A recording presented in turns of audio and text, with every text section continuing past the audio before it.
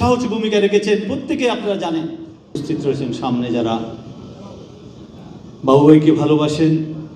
এই কথাটি আসলে কিছুতেই মানতে পারছি না।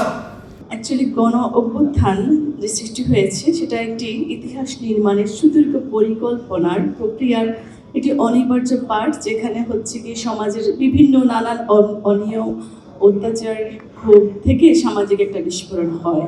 তো সেই বিস্ফোরণ যে একদিনে ঘটেছে তা নয়, সেই ইতিহাস বিনির্মাণের একটা পার্ট ছিলেন শফিউল বারী বাবু। সেখানে আমাদের শহীদ রাষ্ট্রপতি জিয়া রহমান বলে গিয়েছিলেন, আমাদের প্রকৃত কর্মী সেই যে দুর্দিনে চরিত্র হারায় না,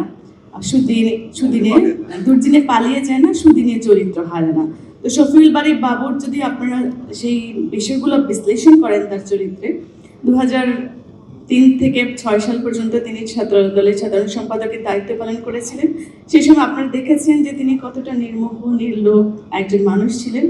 তিনি শুধুমাত্র সংগঠন এবং আপনাদেরকে নিয়ে চিন্তা করতেন, সাংগঠনিক দক্ষতা, দেশের উন্নয়ন এবং যোগ্য নেতৃত্ব কিভাবে গড়ে তোলা যায়, সংগঠন কিভাবে গতিশীল করা যায়, কিভাবে নিজের দলকে শক্তিশালী করা যায়, দেশের উন্নতির জন্য কিভাবে যোগ্য মানুষ তৈরি করা যায়, সে চিন্তাটাই তিনি করেছেন। গ্রুপিংয়ে উঠে তিনি কিন্তু সেই কাজটি করেছেন।